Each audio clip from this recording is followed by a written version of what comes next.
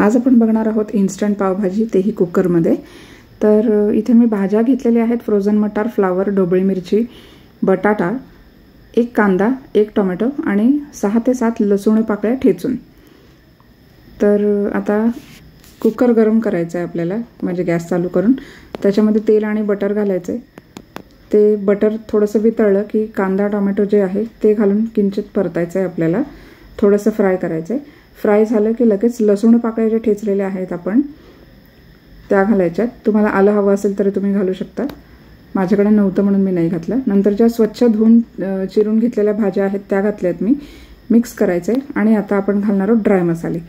तर इथे मी पावभाजी मसाला घातलेला आहे, मिरची पावडर घातलेली आहे, आता काश्मीरी मिरची पावडर घालते आहे कलरसाठी, आणि चवीनुसार मीठ। तर हे सगळं घालून मिक्स करायचं आणि पाणी घालायचे।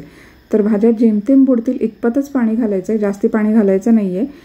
आणि मग कुकर बंद करून लो टू मीडियम गॅसवरती आपल्याला 4 शिट्ट्या करून घ्यायच्या। कुकर नंतर निवला, थंड झाला की पावभाजी मॅशर जे असतं त्याच्याने पटापट मॅश करून घ्यायचं गरम असतानाच। गरम असताना मॅश केलं की ते फास्ट लवकर मॅश होतात भाज्या।